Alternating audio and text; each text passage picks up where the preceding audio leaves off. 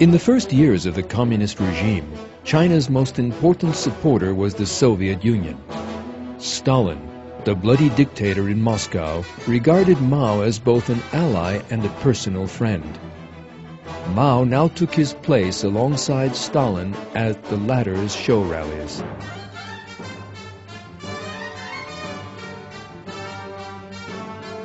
The first bloody cooperation between the two communist dictators came just after Mao's revolution, in Korea in 1950.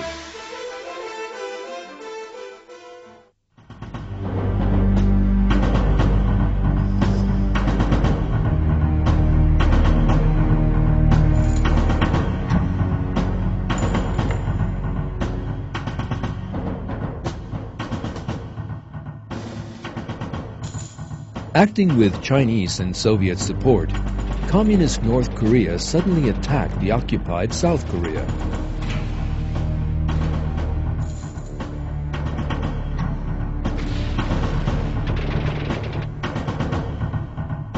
United Nations forces were sent in to balance the situation, although the war lasted for 3 years and cost the lives of more than 3 million people.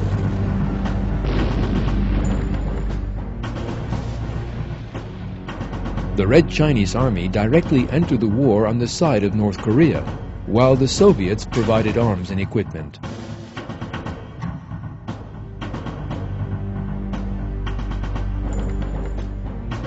Turkish units that fought in the Korean War on the United Nations side lost more than 700 men.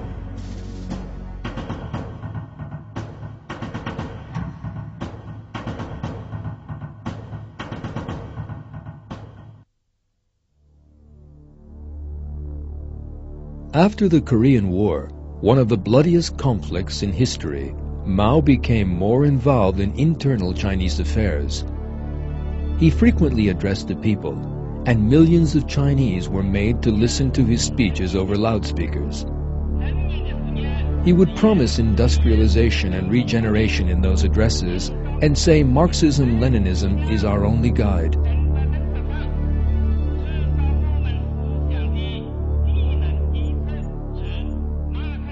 Like his comrade Stalin, Mao wished to implement a ruthless collectivization program.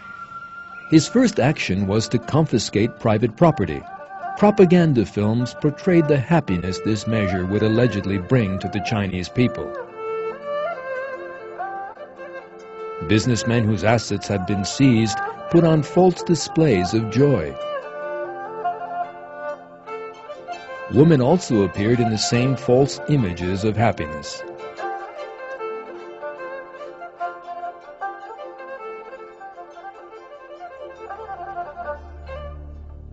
In reality, however, the regime brought people fear, not joy. Hundreds of thousands of people were tried in the People's Court set up in Mao's first years in power and condemned to death for minor crimes.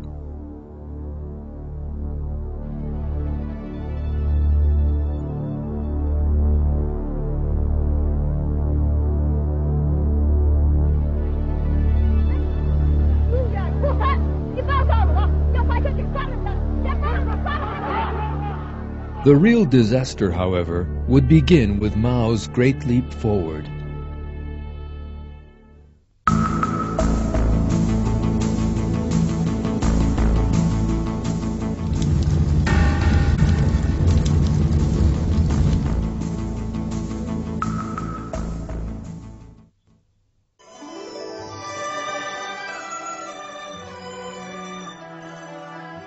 When Mao came to power, the majority of the population were living in poverty, working in harsh conditions in the rice fields, and barely producing enough to feed themselves.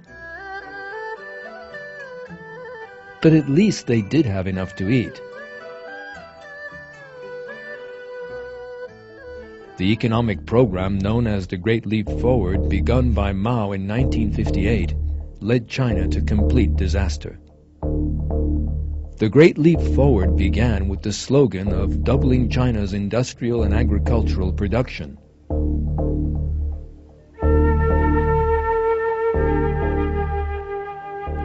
Propaganda posters explained how jealous Western countries would be of Chinese produce.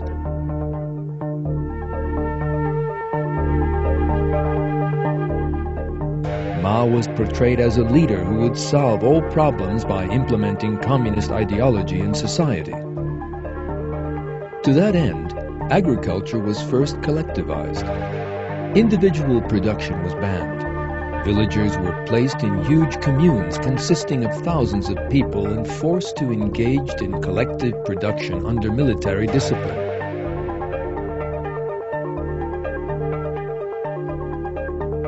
Mao would frequently visit the fields and inspect the villagers.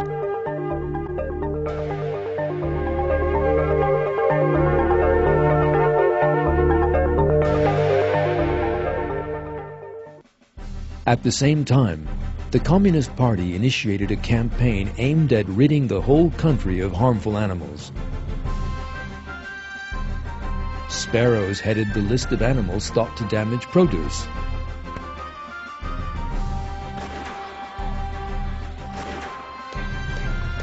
Hundreds of thousands of Chinese set about exterminating them with catapults, stones, and guns.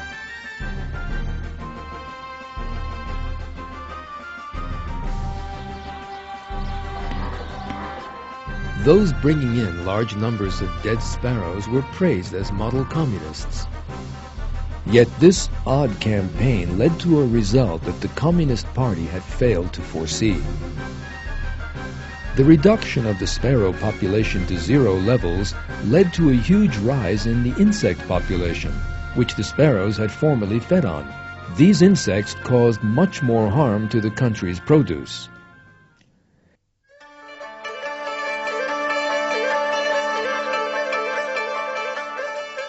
In 1958, competitions were held between communes.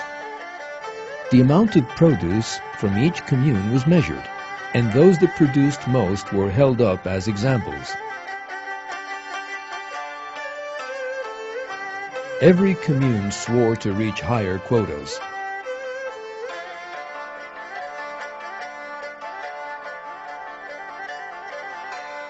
At the following harvest, they announced that they had all exceeded their quotas. But the statistics were false. Communes resorted to deception in order to give the impression that they had produced more.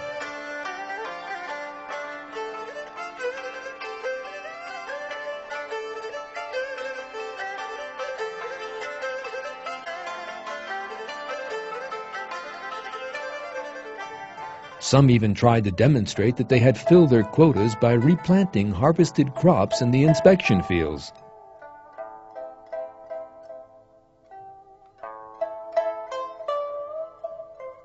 The communal system led to false statistics, which in turn gave rise to an even greater error. The Communist Party declared that China had a larger stock of rice and grain than it needed, and that in the future it would have to give the priority to other tasks. Tens of millions of peasants were therefore removed from the fields and set to work on the construction of a giant canal.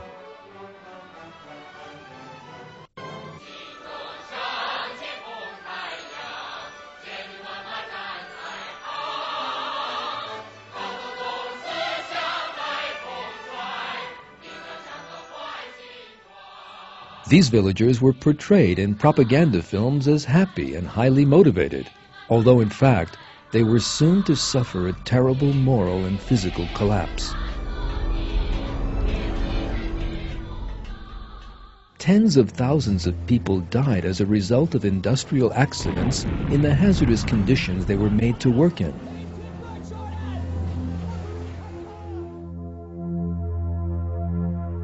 The Communist Party came up with a crude calculation that every worker will build 1 meter of canal and the project will end in 3 months. Yet it actually took more than 10 years to finish the canal.